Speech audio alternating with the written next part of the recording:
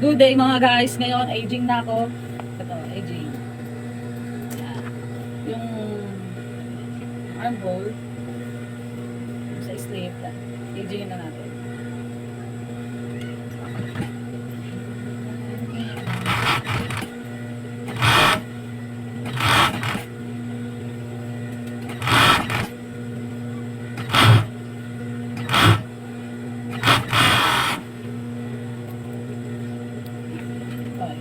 Ganyan.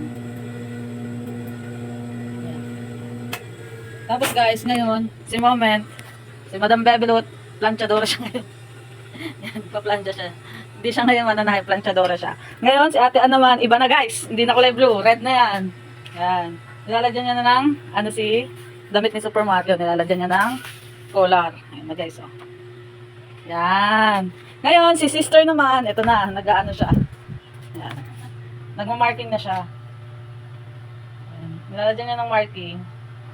Ayan. Para pantay yung belt. Siyempre, dapat quality tayo, di ba? Ayan. Ngayon, umalis na si Igop eh. Ito yung machine niya. Na zigzag. Ito yung ano niya. Birthday nun ngayon, guys. Ito siya. Ayan o. Kita ba? Ayan o. Di ba, minarking nga ni sister? Ayan, ayan. Yung zigzag na yan.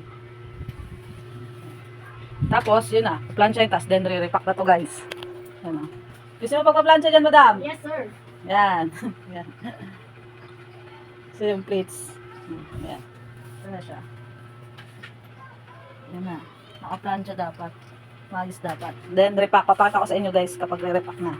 Tapos, pagdating ni Igop, papakita ko rin kung paano, ha? Wait lang. Singit muna ako na ito, guys. Iba na ang ginagawa namin ngayon ni Ate Ann. Yung Lupi naman. Damit siya ni Lupi. Nakakasumit na siya. Kasi natapos na yung damit ni Super Mario. Ngayon, si Lupi na. Tapos ko lang po guys, bago ko makita yung ginagawa ni Ate Ann. Ginagawa ni Ate Ann at saka yung sinakwento ko sa inyong ikot namin kasama niya. Nag-o-oras. Ano siya? Wait lang, tapos na. Ganito na siya. Tapos, lupit-lupitin. Ito na yun. Ito yung igop namin nakasama. Post. Ito yung ginagawa niya, guys. Uy. Wala, yawa.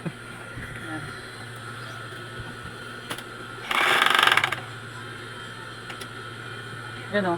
Guys, ganyan talaga. Pag may nanonood, natitense yan mga yan. May vlogger dito.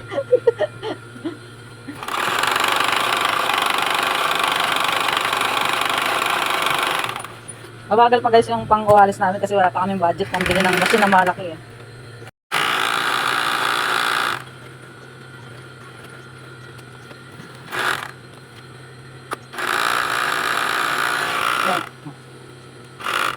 Tapos bukasan lang yan. Yun, bukasan. Wala sa akin. Yun lang guys, sa susunod ulit na araw. Thank you!